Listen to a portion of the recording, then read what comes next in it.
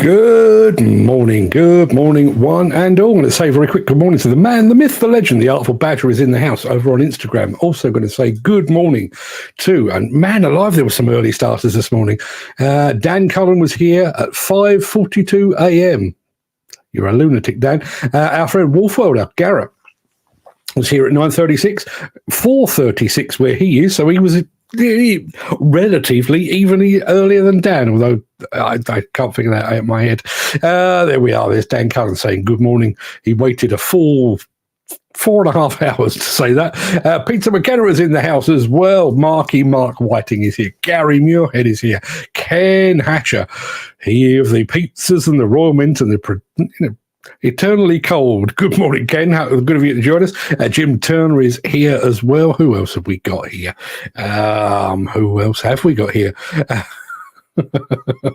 This is pretty much how I woke up feeling this morning. Steve Williamson says, morning all, it's Monday. Oh, wait, it's Tuesday. 4-day week. Yes, 4-day week. In actual fact, it's kind of a 3-day week because I won't be here on Friday, but that's all another subject matter entirely.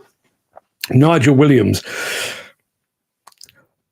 excavator operator to the stars, and a podcast maestro as well. And there's Steve Williamson enjoying the Beastie Boys this morning, and our friend Dave Paget down at Kent Demolition. Ladies, gentlemen, small children, and anybody else that's watching, welcome. If you're in the UK, I guess the working week starts here, even though we were here present and correct yesterday. Yesterday was actually a holiday, which is probably why it rained all day. Now, under normal circumstances, we drop our weekly article on a Monday. But as most of the UK and demolition and construction industry was enjoying a well-earned break yesterday, I've held it over to today.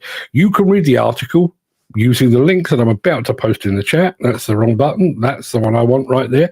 It's called Should They Be on the Pitch? If you are in our WhatsApp group, no need to take the URL down because you've already got it. Yes, lots to get through today. So without further ado, let me roll the intro, post the question of the day, and get this show. Ooh, where do we want the show? I know where we want it. We want it on the road.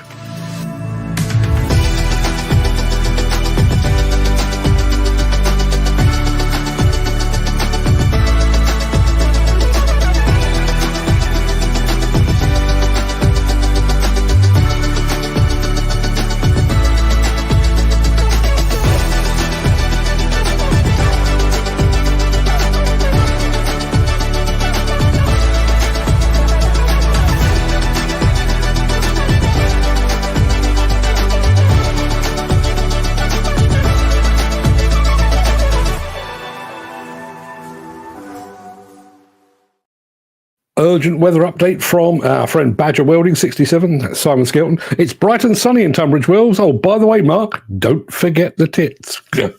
As if I could. Yes, I have just posted the question of the day. I've spelled it wrong. I've made it sound like I was doing it as an Italian. Who is your favourite actor or actress? We'll come back to that in just a moment. Yes, it is Tuesday, the 7th of May. Welcome to the break show. Wind back. It is Tuesday, the 7th of May. Welcome to the Breakfast Show. I am your host, Mark Anthony, the vile walrus of demolition, apparently. In today's show, is this the world's toughest backhoe loader? Bridges blasted out of existence. Hillhead gets its game face on, and Hitachi wheels into Norfolk. Plus, we're going to walk you through the highlights of Komatsu's phenomenal Intermat stand. But before we get to all of that, we do, as always, we've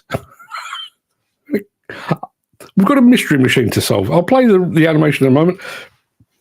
Peter McKenna says, Mark, shouldn't the show be off-road, being a construction and demolition show?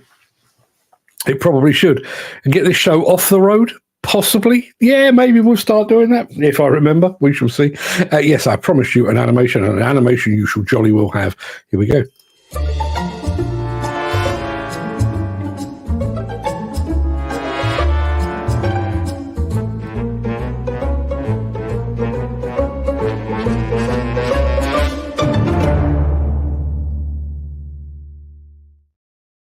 Getting some good answers through on favourite actors and actresses, but we'll come back to that in a moment. So, Mystery Machine. Break out your magnifying glasses.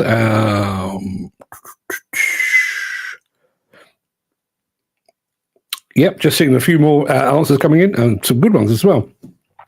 But here we go. This is our mystery machine for today, the 7th of May. Bear with me 1 second. Something in my eye. There you are. That is what you've got to work with. And I can assure you that it's not the handles to some weird upright pushchair. It is part of an item of construction equipment. If you can figure it out from that, I wouldn't be even remotely surprised. You figured it out from less. We are looking, as always, we are looking for a make and a model, if you would be so kind. Peter McKenna has jumped straight in and said a Mechalak dumper. It is not one of those. It is not one of those. Let me take that away. Dan Cullen has also said, is it a Thwaites 3-tonner? It is not. Jim Turner is going for a Bomag 800. It is not. Footy is going for a dumper or a roller. It's neither of those things. And our friend Steve Williamson is going for a Bomag roller. None of those things. None of those things at all. I do need to very quickly remind you of our question of the day, so let me do that right now.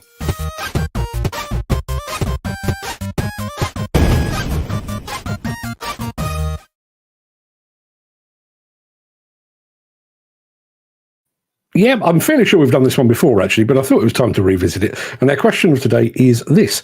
Who is your favourite actor or actress? I've got several, and all for very different reasons. There are those like Gene Hackman, Tom Hanks, totally reliable. If they're in a movie, chances are it's worth watching. And even if the film's rubbish, they will be good in it. Always had a bit of a soft spot for Clint Eastwood and Al Pacino. But I think my choice would probably be Ray Winstone, partly because he's very relatable, because he's a Londoner, and partly because the older I get, the more I seem to look like him.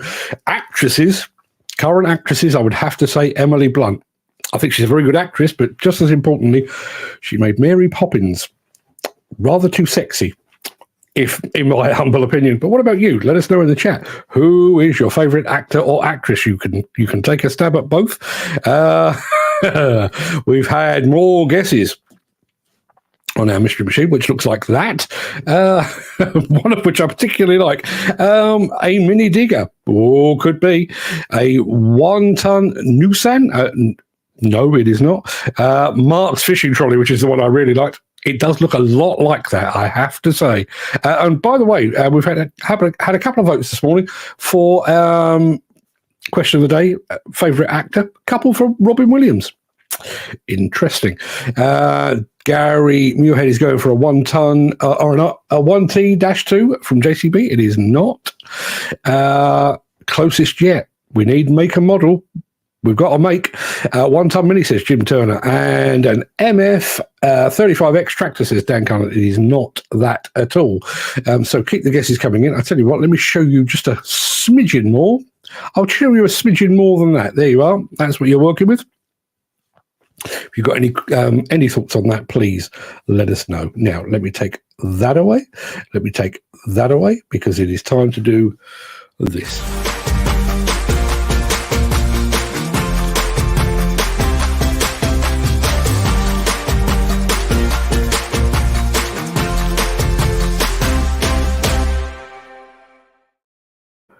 There are backhoe loaders, and then there are backhoe loaders. There are the ones we all know and love, the workhorse of the industry, an icon of construction equipment design. But there's another kind. There are backhoe loaders that will never help build a house or repair a road. Instead, they feature a reinforced steel underside to protect them from landmines, and they're operated from what amounts to a bomb-proof cab. These are the backhoe loaders that are built for battle.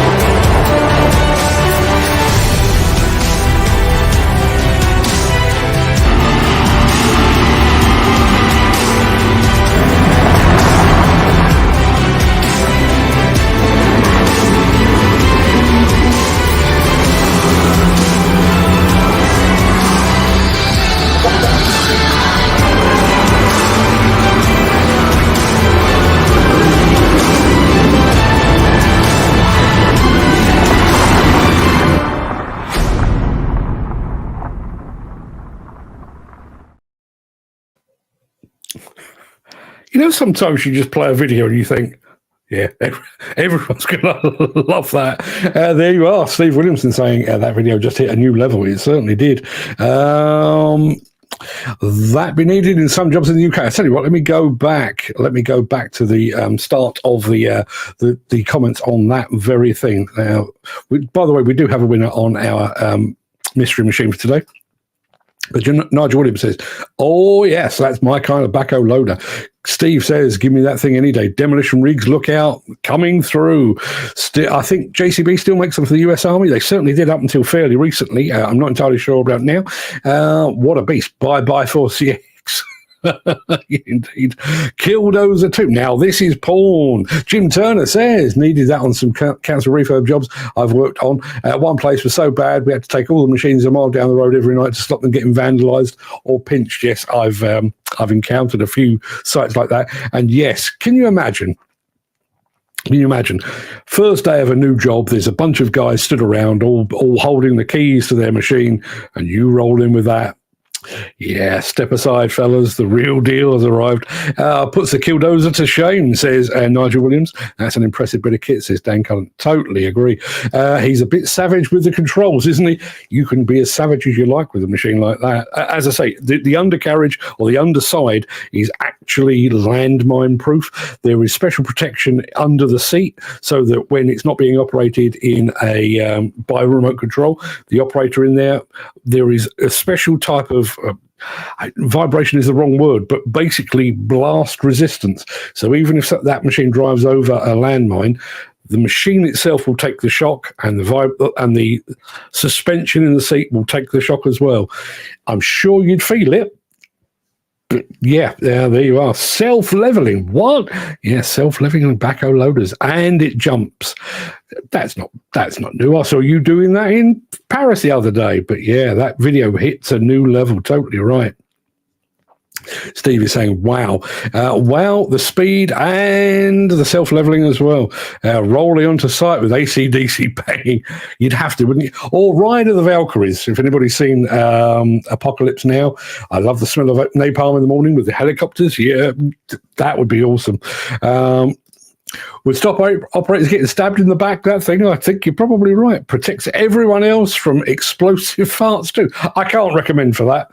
I don't know. I read the spec sheet and I didn't see that mentioned. But yeah, an absolutely awesome bit of kit. Again, not sure I'd really want to drive over a landmine, but if I was going to, I'd kind of like one of those underneath me. As I said, we have got a correct answer on our mystery machine for today.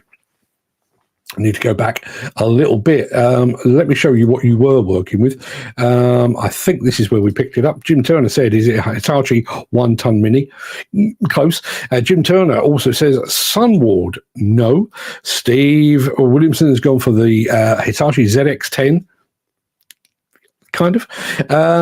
Nigel Williams has gone for the Hitachi again, UO85. The Hitachi ZX10-6, says Dan Cullen, who is 99.9% correct. But the person who's completely correct is our friend Steve. It is the Hitachi ZX10U-6. And I realise I'm being very pedantic there, so, take that as you will, but that's what it says on the bit of paper I've got in front of me. And just to prove it, here we go. Let's show you the whole shebang. There you are, the 10U-6. Fine looking machine it is as well. And no, it is not my fishing trolley. I wouldn't, much the same as you wouldn't mind driving up on site in that cooker-over backhoe loader. I wouldn't mind arriving at the riverbank, driving one of those. Had some more comments coming in. What we've got here.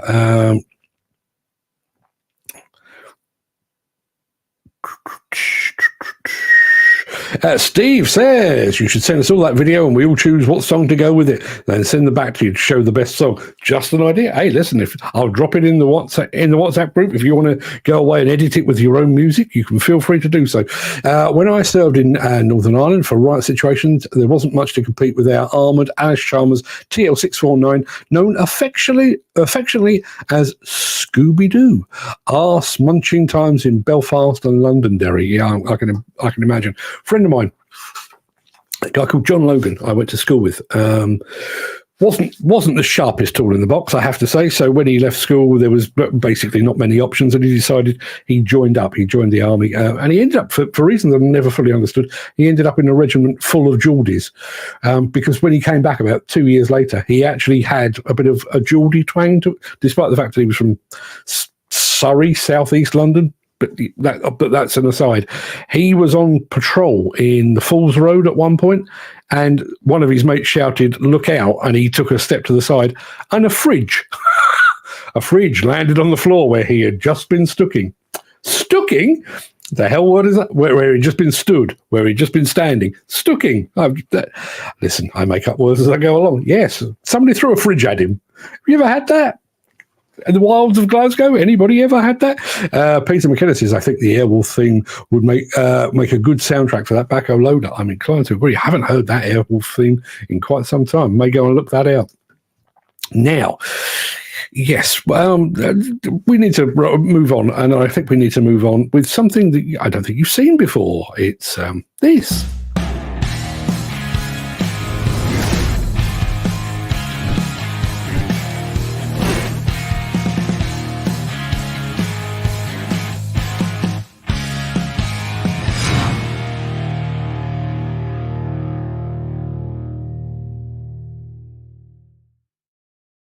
Yeah, the mighty Hillhead exhibition is fast approaching, so you're going to be seeing that highway to Hillhead intro quite a bit in the coming weeks. Now, for those of you that have been to Hillhead before, you will know that there are machines working at the quarry face. You go down the whole road, chuck a right, and there at the end, there's the quarry face, and there are lots and lots of machines there working. Loading trucks, hauling rock, dozing material. But have you ever wondered where all that material comes from? Well, wonder no longer.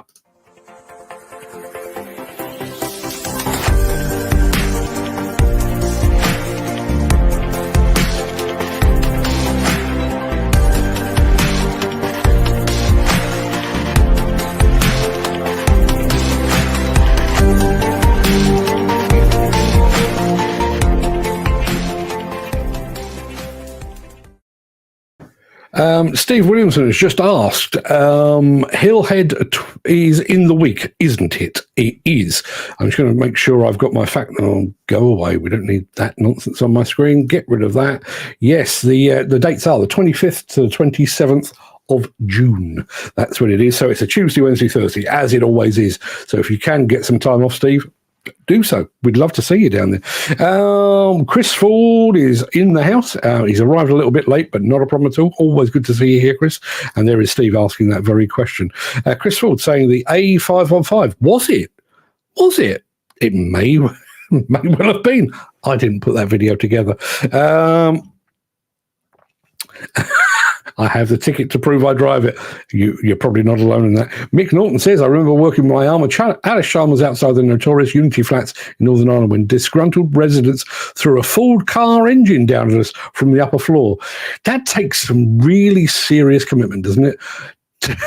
To take an engine, well, first of all, get an engine out, haul it up to the top of a block of flats, and then throw it at somebody. Yeah. Steve says he won't be attending, running low on time off with 2 days off our local show with Ed, and then 2 weeks in September from Morocco. So not going to get a chance. It won't be the same without you, but trust me, Steve, we will be reporting from there. And our friend Badger Welding says, if you good folks are heading to Hillhead this year, come and find me on stand PA45. Well, I intend to. I'll be seeing you before that, but I intend to. Any shows this year is going to be a washout for me. Far too many more important things to do, like getting somewhere to live. Well, yes, priorities.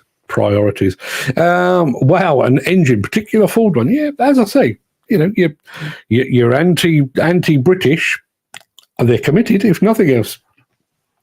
That blast, anyway, just going back to the to all things Hillhead, that basically signals the start of the countdown for this year's biggest UK equipment exhibition, and I really do hope to see you there.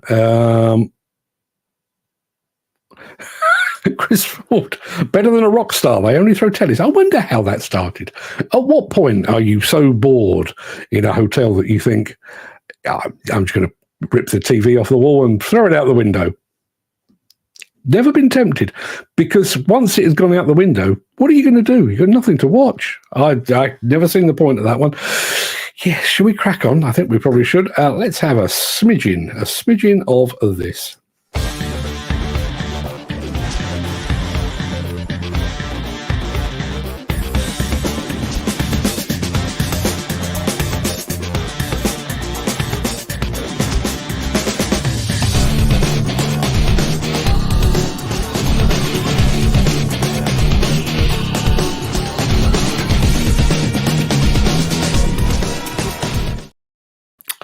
Demolition. To my mind, there's only one thing better than a bridge blast, and that's 2 bridge blasts.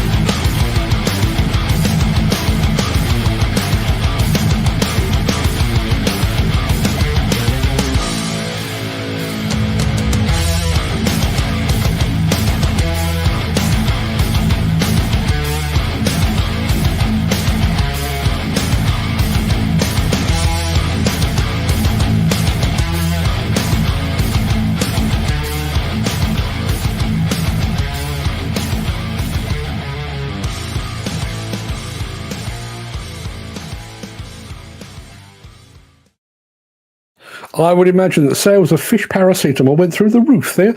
Not a fan of dropping hundreds of tons of steel and concrete into a river, but you have to admit it does look spectacular. But boy, oh boy, are you people on form today. Simon Skelton, Badger Welding, over on Instagram, says, all that damage and not a container ship in sight. On a similar theme, Steve says, why use all that dynamite? Just ram a boat into it. Peter McKenna says, and not a Chinese container ship in sight. Chris Ford says, I wonder how they get the bridge out of the water. You literally dredge it, basically. It's not much cleverer than that.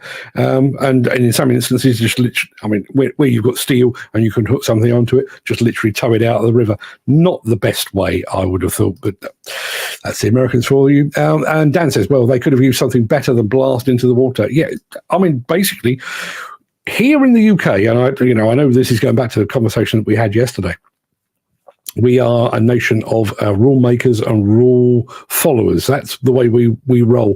And I've been on projects in the past, and I remember one in a very specific job where they were working demolition very, very close to a canal. And there was a financial penalty if even a bit of debris landed in the river, or the canal rather, they would have faced a financial penalty. And there was CCTV camera monitoring the water for signs of stuff dropping in there. Imagine. There's the difference. Gary Muirhead says, I remember hearing about Keith Moon throwing a TV out the window and the receptionist looking up to hear Keith saying, as the phone or the radio is next. Keith Moon. What a man, eh? What a man. Died too young, but frankly, he'd lived a life by that point. Be some money involved with the divers and cranes. Yeah, absolutely. Maybe that's the way they look at it. Maybe it's a job creation scheme. You drop it into the river, and then you have to employ another 100 people to get the damn thing out again. Maybe that's the way they look at it. That's where we're going wrong. Maybe they get the Mexicans on the case. Who the hell knows? Let's have a smidgen of this, shall we? Since the finance bill came into effect in April, the construction industry has seen a surge of fuel thefts. The rising cost of living has placed an additional risk of theft by employees and contractors, as well as opportunistic thieves. By using diesel dye and placing warnings of its use, you are sending a clear message that this is your fuel.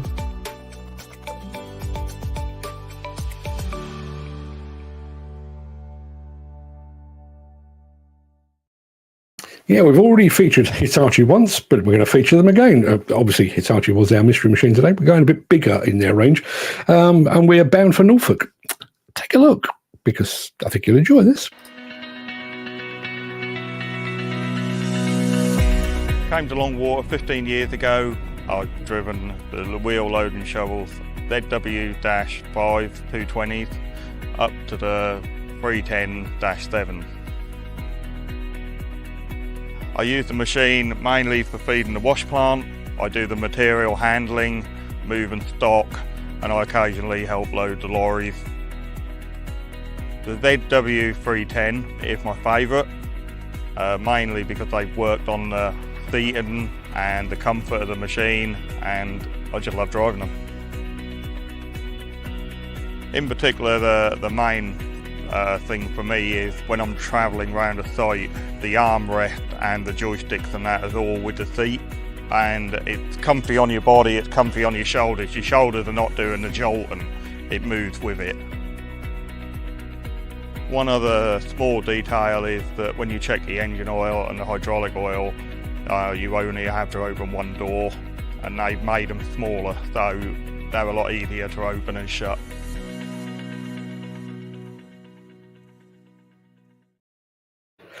I'm such a fan of Hitachi excavators. I kind of forget sometimes that they make really good wheel loaders as well. We're going to be doing more wheel loaders and excavators, skid steers and dump trucks and that kind of thing in just a moment. While we were talking about the Kukurova and their blast-proof backhoe loaders, I've had an email. It's come through from the fine folks at Volvo Construction Equipment. We were talking about this kind of thing just a moment ago, and I'm going to show it to you. There you are. Let me go up a bit. Volvo Construction Equipment supplies first wheel loaders to Swedish Armed Forces in a 1.2 billion 1.2 billion Swedish krone 7-year deal. There you are. That's worth $110 million, 7-year framework, including 81 wheel loaders. And I have to say, I mean, I do like Volvo in its normal colours, but they look pretty damn smart, don't you think? Do you not think? Just to let you know, we've had a new subscriber coming in on the Demolition Insider. They won't be around for very much longer. Let's have a look. We have whenever Russell Brand appears on my screen, I'm sorely tempted to lob the TV out of the window. I don't think you're alone in that. Steve says Hitachi seat far better than Volvo. He says you would know better than I. Talk to a shovel operator, says Dan Cullen. I didn't like Hitachi. Not great power and cab space. Not as good as Volvo. See, you pay your money, you take your choice. Peter McKenna says, that I don't know where that accent came from. Let me try that again. That brings back memories. I used to collect from there all the way down in Norfolk. And yes, good job, Volvo. Yeah, I would imagine whoever was working like the salesman, I would imagine they are probably feeling quite pleased with themselves. Really are. Badger Welding saying, send them some artwork for that price, Volvo. Listen, stranger things have happened. Mick says, I detest the bloke. Just wish he turned out to be God. Then we could have stoned him.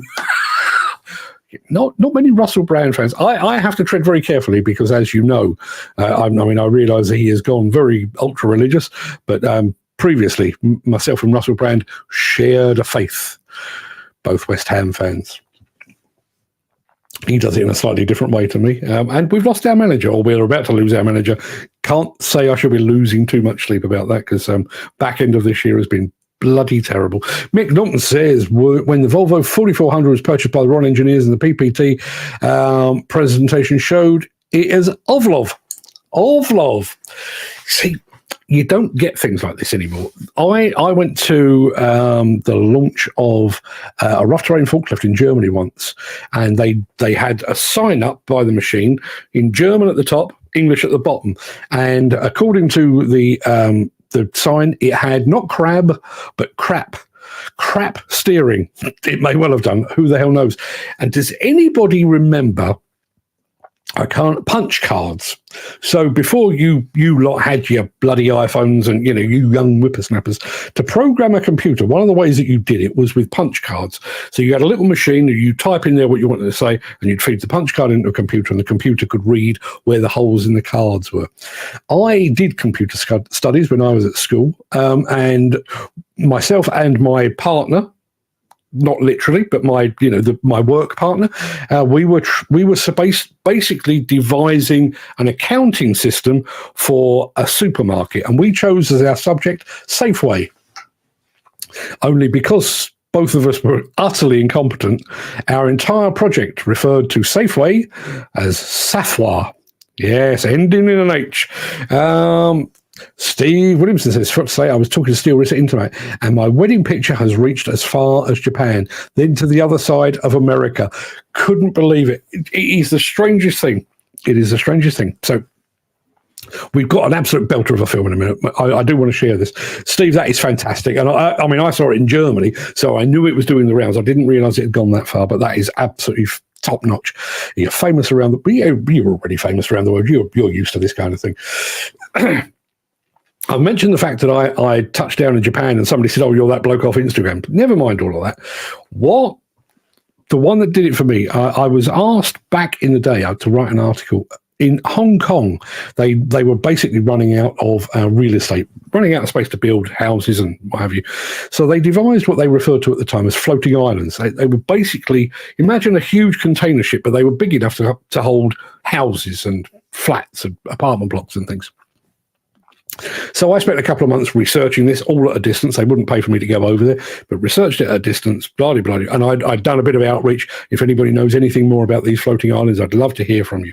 Anyway, wrote the article, published the article appeared. I reckon 6 months after I published the article, somebody sent me from America. I don't know if you're still looking for information on these floating islands in Hong Kong, but I've just found a really good article, and he sent me my own work back. Yeah, that's a true story. True story. Peter McKenna says, oh, forget swearing alcoholic beverages. YouTube are now demonetizing channels where people are wearing fish symbols on their clothes. Fish symbols. That's weird. Fish clothing blacklisted then. Blacklisted. There are people that are blacklisted. The film I'm about to show you, we produced because we were there. Some people couldn't have produced it because they were blacklisted. Fill in the gaps yourself. Let's have a look at this.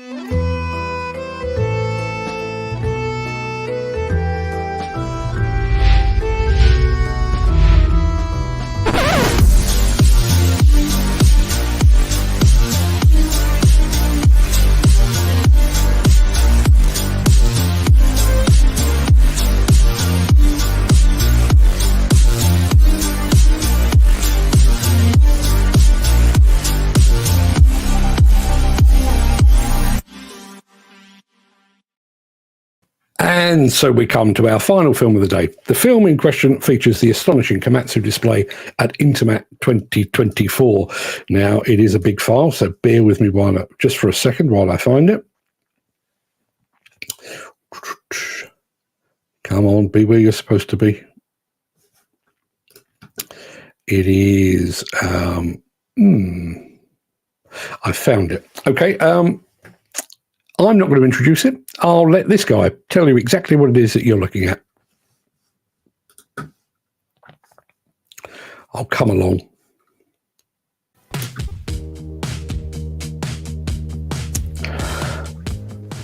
Komatsu have gone big, really big, at Intermat 2024. They've brought the biggest excavator. They've brought the biggest dump truck. And they've brought the biggest high reach at the show.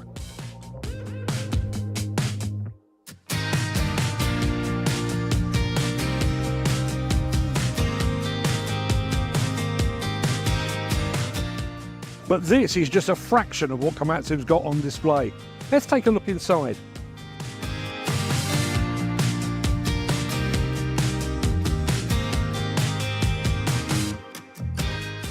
Not the biggest machine at the show, but it's one of the best. The Komatsu D71 PXI dozer.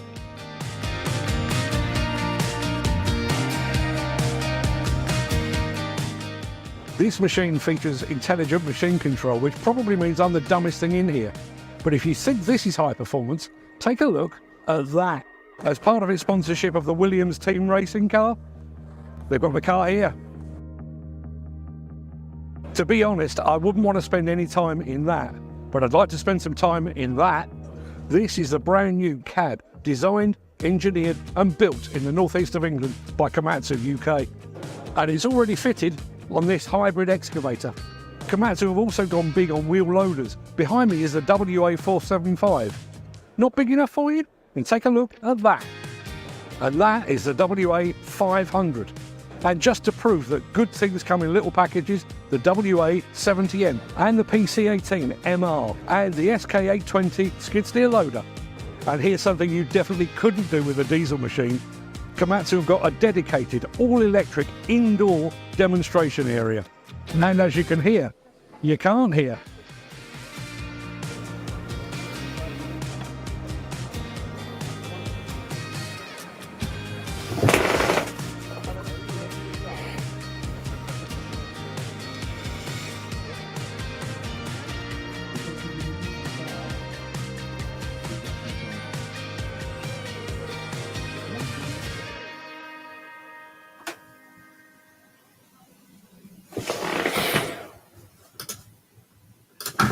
Even remember to turn the microphone off. How about that? Must be getting better at this.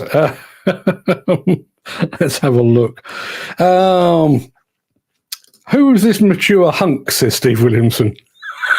Yes. I met him at Intermat. Bit strange, but nice fella. Well, some might not agree with that, but yeah, thank you very much. Who, out of curiosity, what's down with the dancers on? That was actually the previous Intermat, and that was actually MB Crusher. And I said Hitachi. Did I say Hitachi? I have to watch it back now. I'm sure that is right. I don't know what's going on half the time. Diggers and dozers. Yeah, when I say mature, you mean old, right? Yeah. Steve says, great work from both of you to make that cracking video. Do you know, Fred was actually disappointed with that. It was his idea, and he had this idea of, me passing from me to me. I thought it worked perfectly well, but he was, bit of a perfectionist. Our friend Mick is in the house as well. Chris Ford says, never look up mature on the internet. I'll add that to the list. I'll add that to the list of things you should never look up on the internet. Do you know, I remember saying to somebody, I can't even remember what the context was, but somebody said something along the lines of, yes, monkey porn. And I said, I bet that exists. And I looked on my phone. It does. Don't look at it. For the love of God, don't look at it. Dan Cullen saying, what is that? It's a microphone. Yes, I remembered. Big sign on my screen. Peter says, what the hell? There's two of you now. Two of you. Kill me now. There was more than two. There were several. Very quickly, obviously, we've got a video actually on the cab coming up, but that new KUK cab, I have to say, very, very smart. As I say, I've spent no time in it apart from filming that video, so I not actually taking it for a proper test drive, but I have to say, while I was sat in it, comfy can be. Very, very nice indeed. And hats off. I have to, just as a small aside, you might have spotted him in the there was a time-lapsey bit in that video. There's a guy down the bottom of the screen there, a guy called Simon Saunders. So Komatsu UK, obviously based up in Berkeley, in a former Caterpillar factory, incidentally, just because I know that. Komatsu UK, in years gone by, basically used to be like a European assembly plant. So, machines were basically designed in Japan. They'd ship them over here. They'd be built here. And gradually, the place has become a bit of a hotbed of design and engineering themselves. So the K100, that quick change boom system on the Komatsu high-reach excavators, developed, engineered, manufactured right here in the UK.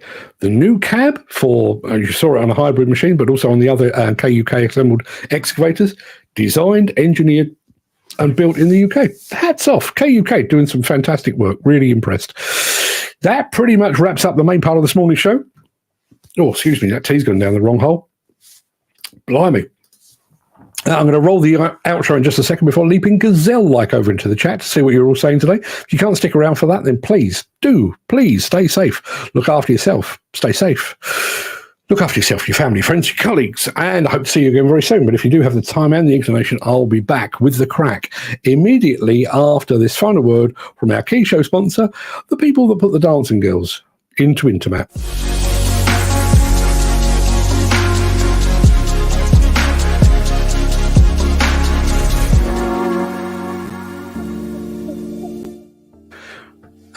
Have I got that set right? I think there we are. There's some music in the background. Good morning, one and all. Good morning, Richard Red, who has just joined us over on Instagram. Lots of other people, but I can see that name on my screen. Let's have a look. Peter McKenna says, my brother-in-law is into Dragon Ball Z. Got me searching Google for large ones. Hope kids don't do the same search. I have my eyes opened. I can tell you. Dragon Ball Z. Not going to be looking at that. That sounds scary time. Very quickly.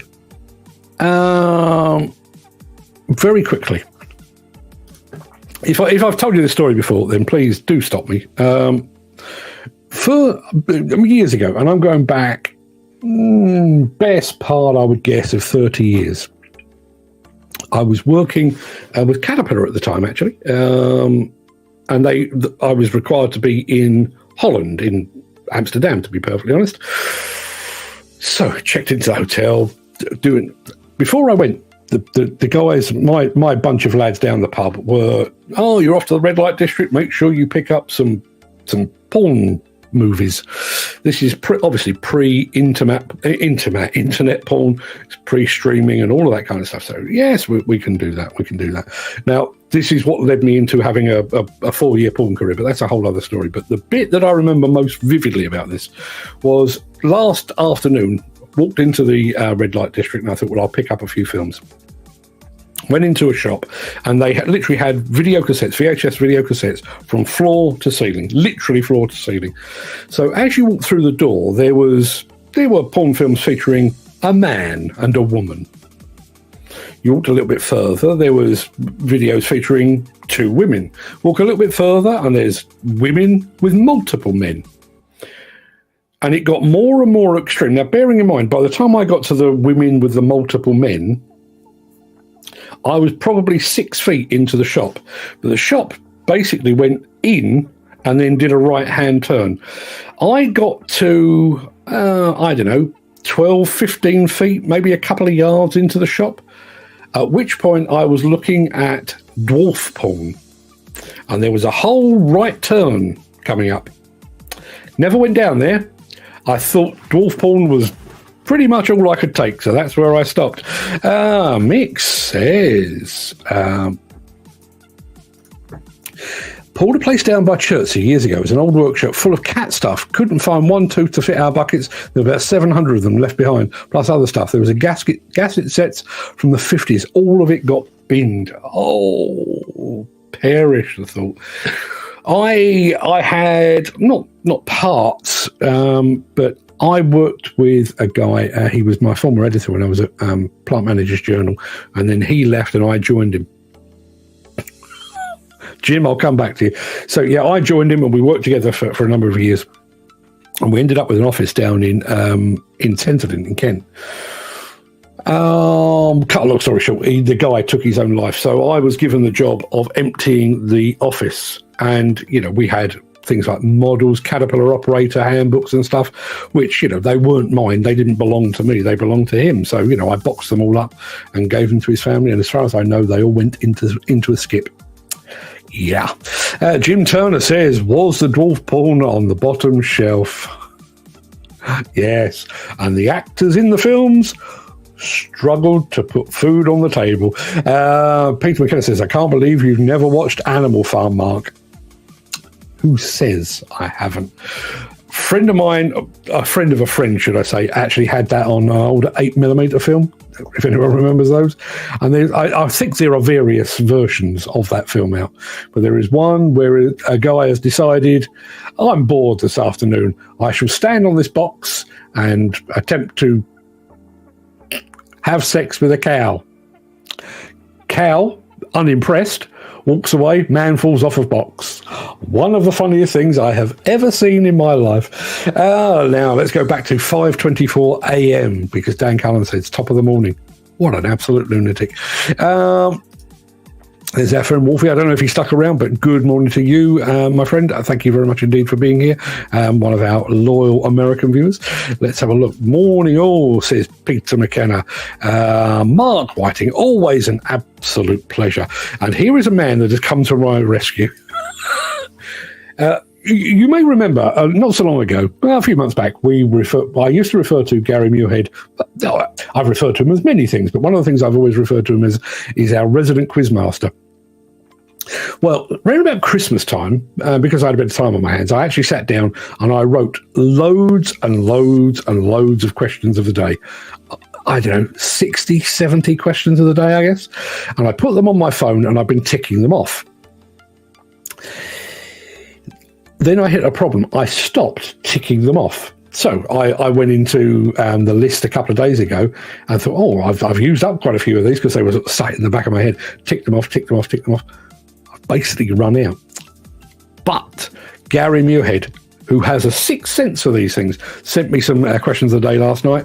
We'll be doing one of his tomorrow. Thank you, Gary. You've saved my bacon. Not for the first time. Ken Hatter is in the house, and the house is better for it. Jim Turner's here as well. Morning, Jim. Any tips up today? Is that tips or is it the other word? Steve Williamson says, yeah, it's a weird one, isn't it? It is the start of the work. I mean, even the fact that I got up this morning and sent out my weekly newsletter, which is a thing that happens on a Monday, but I wanted lots of people to see it for reasons. If you've seen the article, you'll know exactly why I wanted lots of people to see it. So I sent it this morning, and then I was Tuesday. That can't be right. Nigel Williams. And if you haven't, by this point, surely you all have. If you haven't checked out From the Seat of the Cab, the podcast from Mr. Nigel Williams, and that is how he refers to himself, Mr. Nigel Williams, do so, would you? Would you go and do that? Steve is loving the intro. Yeah, we've got 3 or 4 intros now. Just, there's one. Does anyone know the Human League song, Being Boiled? Anyone know that? Doesn't matter, but it starts with some electronic synthesizer noises, and then Phil Oakey, the lead singer of the Human League, says very gently, okay, ready, let's do it. I'd love to have that as an intro. The problem is there's a lot of noise behind it. You wouldn't necessarily hear it. Mr. Dave Paget from Kent Demolition. Kent Demolition is kind of a misnomer. Obviously, they do demolition because they're called Kent Demolition, but they do other things as well. They are into plant sales. They're also into hydraulic hose replacements as well. The proper, varied little organisation they are as well. Fantastic bunch of people. Love them to death. Love them to death. Yeah, so people that have suggested that I hate the industry, not true. Not true at all. There is the link for our article for today. Should they be on the pitch? It is. There was a news article last week, just to very quickly tee it up for you. It's a news article last week that one of the 10 companies that were found guilty of bid rigging, price fixing by the CMA back in March last year has just won a big project. They're not alone. Lots of the other 10 companies, all bar one, which is Squib Group, which is no longer with us.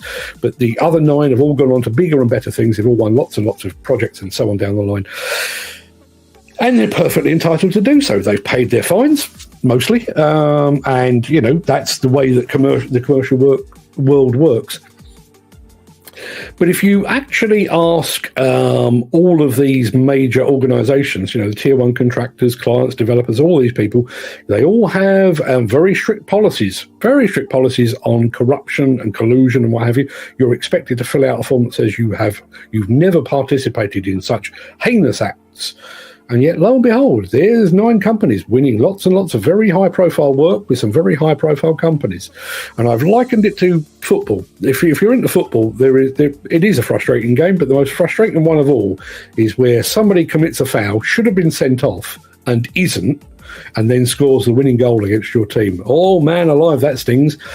That's exactly the comparison I've done in today's column. So if you'd like to read that, it's called Should They Even Be on the Pitch? You can go and see that over on, Demolition Insider, among other places. It's on LinkedIn as well. Go take a look. See what you think. Our question of the day, probably the last of mine for a day or two. Who is your favourite actor or actress? And I've already said, I think we are actually revisiting this. I'm fairly sure I've come up with this one before, or maybe Gary came up with it before, but as I say, I've been scratching around a bit. Peter McKenna was hot off the mark, and there he says, Robin Williams, without question. And I know somebody else, I think it may have been Simon Skelton, saying it was Robin Williams as well. Lots of votes for Robin Williams. Ken Hatcher, Harrison Ford. Harrison Ford, up until relatively recently, I would agree with. The last Indiana Jones film, not that great. And I know he's turned up in one of the Expendables movies as well, which was even worse.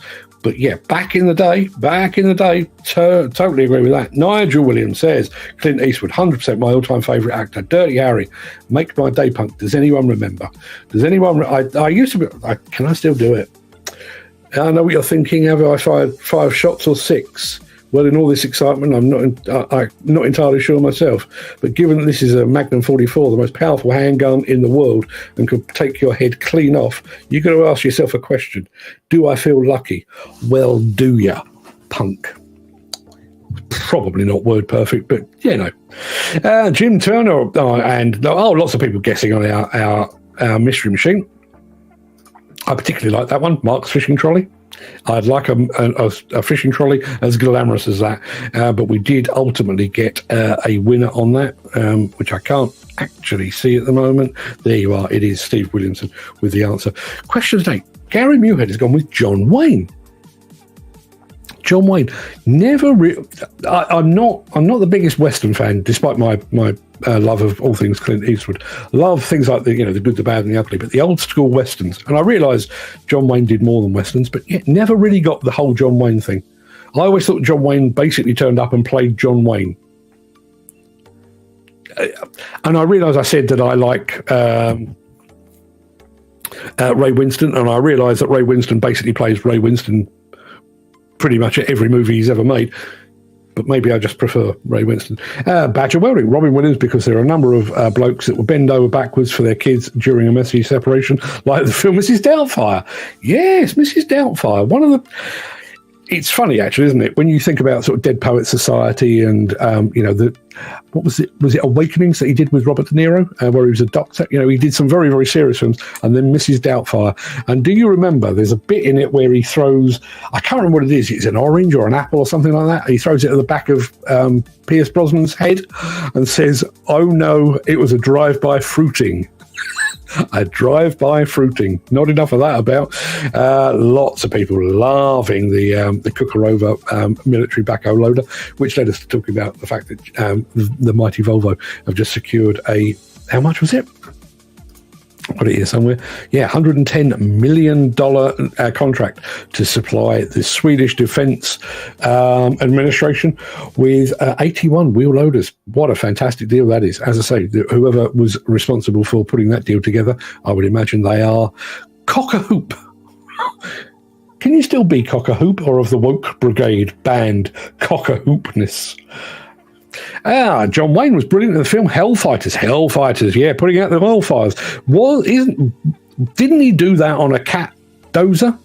There is a meme that does the rounds every once in a while. You think you're cool, but you'll never be as cool as John Wayne on a Cat D6 or something like that. I can't remember which model it is, but I'm fairly sure that is the case. That's Badger Welding over on Instagram.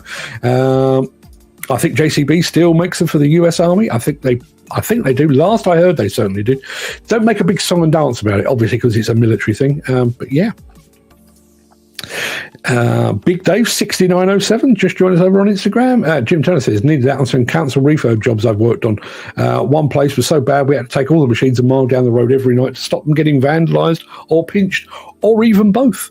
Yes, Dan, imagine.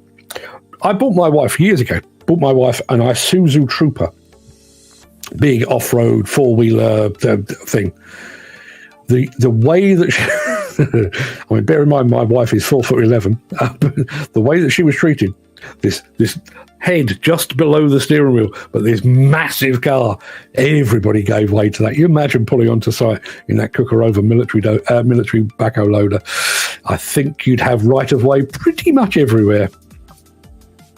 Lots of people thoroughly enjoying that. Yeah, actors and actresses. Footy is going for Amelia Clarke, who was in Game of Thrones. Passed me by. Never seen an episode of Game of Thrones. Seen some snippets. Not really for me. Lou Carney, the face of... I was going to say the face and the body, but that sounds awful. The face of Plant Works. Brad Pitt, Tom Hardy. Can't choose one. Is acting ability involved in that, or is that just looks? My son Fred actually bumped into Tom Hardy in Richmond. Said he was smashing, walking his dog. Said he was really nice. Let's have a look.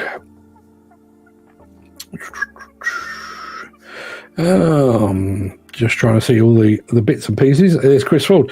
Morning, late again, must try harder. Not a problem at all, Chris. You can always watch on catch up. Not a problem at all. But he did identify the road as the A515. Is that the A515 that leads to Buxton? Because I'm not sure quite how thorough Fred was with that. He may well have actually punched in the road to Buxton and used the footage thereof, but I'm not entirely sure. He may have just gone random road. Really don't know. Sad to say, our friend Steve won't be attending Hillhead, which is a damn shame. It would have been better with him, but he's going to the Black Isle show with his partner in crime, Ed, and he's also going to Morocco in September. You'll enjoy Morocco.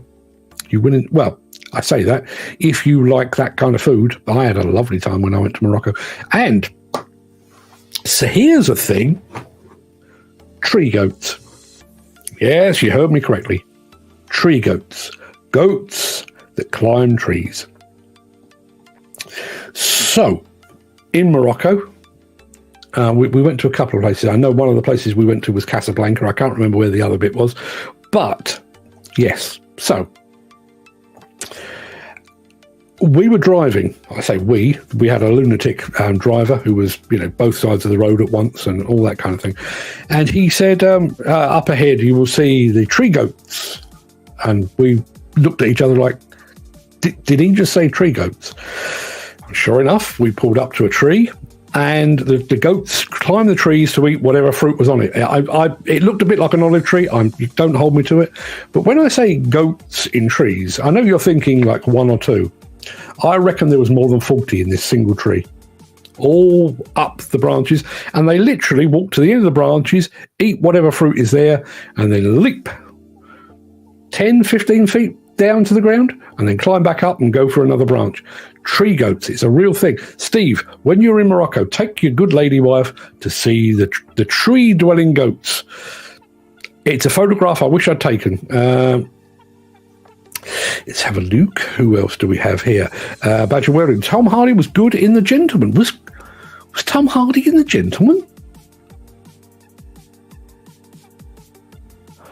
Was he? I don't remember Tom Hardy being in The Gentleman. I mean, I've not watched the TV series, but I don't remember him being in The Gentleman, the movie. Have I got that wrong? Was he Irish? 1, 2 tree goats, says our friend Simon Skelton. Well done, sir. Footy has left us because he's going back to work. Everybody go home safely. Yes, make sure you do that. Had more comments coming in. We have tree goats here in the UK, right? What a time to be alive. We have tree goats in the UK. Well, actually, we only have 2, but our fuckers are eating the trees, not climbing them. Yeah, goats will basically eat anything. There was a place I used to go fishing, Old Berry Hill, which is on the outskirts of Dorking, which is a couple of miles up the road. Used to go fishing there with my dad, and they had a goat on a chain. You go in, there's a boathouse, and round to the right-hand side, there was a goat on a chain. Big, very friendly, but a big old goat.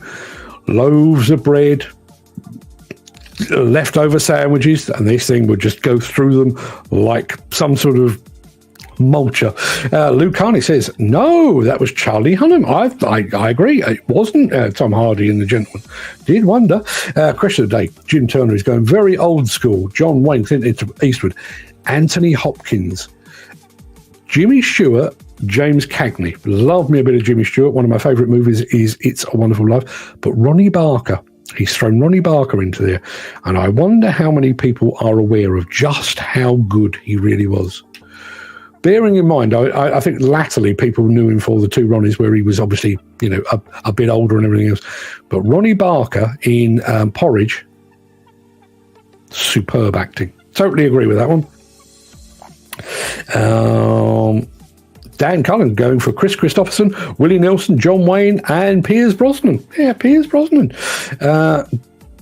Got to admire Keanu Reeves, says Mick. Does a lot for kids and animals, not to mention gives most of his money away from the films he's in. Yeah, he does. He does. And do you know, the funny thing is, obviously, the first time I became aware of Keanu Reeves was Bill and Ted's Excellent Adventure, which to my mind is still a really, really, really good fun movie. But after that, he did things like Bram Stoker's Dracula with Gary Oldman and stuff. And I think he's a likeable screen presence, but I think he's often portrayed as being a bit wooden. But John Wick, man alive, the John Wick movies are good, particularly number 4. Dan says, Sean Connery. I got my middle name from Sean Connery. My middle name is Sean for that very reason. Robbie Williams, I think he means Ronnie. I think he means Robin Williams. My mistake. Harrison Ford and Mick Dundee. Yeah, Paul Hogan. Ryan Hughes. Good morning to you, my friend. Over on Instagram. Jim often wondered where the second wife ended up. The black-hearted bitch. I'm definitely not going to dwell on that. I don't know that I have a favourite actor or actress. No, that's understandable. It's understandable. As I say, I mean, there are certain... Anybody of a certain age that used to go to their local Blockbuster on a Friday or a Saturday night to rent a movie. Do you remember when that was a thing? And you go in. If there was a movie that had, at the time, Gene Hackman in it, or if it had more latterly Tom Hanks in it, you just knew you were on a safe bet. Because they were always reliable. As I said earlier, even if they were terrible, terrible movies, they were always really good in them.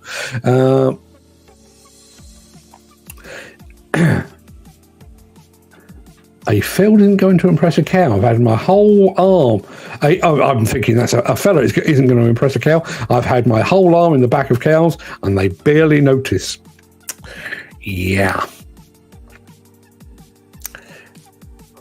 Knew a girl like that once, but let's not dwell on that. But, see, we all knew he didn't just stop at the dwarf pole now. I really did. I was terrified.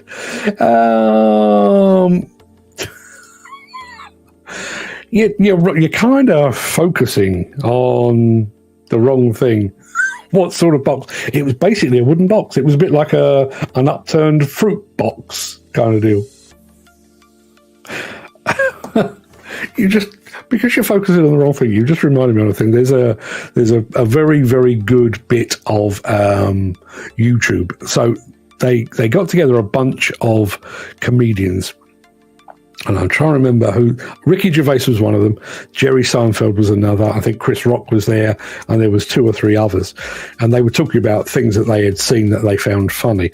And there was somebody said that they'd seen like a stage act where a guy came on, and he basically sang "Sitting on the Dock of the Bay," but he sang it with the words "Sitting on a cock because I'm gay." So everybody started laughing, and somebody in amongst all these comedians said, "Did he do the whistle?" One of the funniest things I've ever seen, for reasons I've no idea. Everybody, I think we've taken a very, very sharp left turn here, and I don't want to delve any deeper into that. So yes, go have a day, would you? I'll be back tomorrow with more of the same. I need to go and sort out my subscriptions over on Demolition Insider, because my house, my rules, that's the way it works. So yes, go have a fantastic day. I'll be back tomorrow. Now let me think. Tomorrow, I'm 99.9% sure I'll be here bang on time as usual. but I've got a doctor's appointment at 7:50 in the morning. So I'm going to try and pull together as much of the show tonight as I possibly can so that I can arrive tomorrow morning and just press the button. So fingers crossed. I had a stage hypnotist on a wild goose chase for an hour at Pontins years ago. Peter, tell me more about that tomorrow. I want to hear about that. I've always quite fancied being hypnotised. Never have been, but I quite fancy that. Everybody, go have a fantastic day. I'll do my level best to be here on time tomorrow. If I'm a bit late, please bear with me. But yes, I'll be back as soon as I can. If not, you'll be late like me. Yeah, Chris, you and I should just arrange to arrive at the same time. Maybe that's the way forward. Anyway, go have a fantastic day. Look after yourselves. I'll see you on the morrow. Thanks for your company. All the best.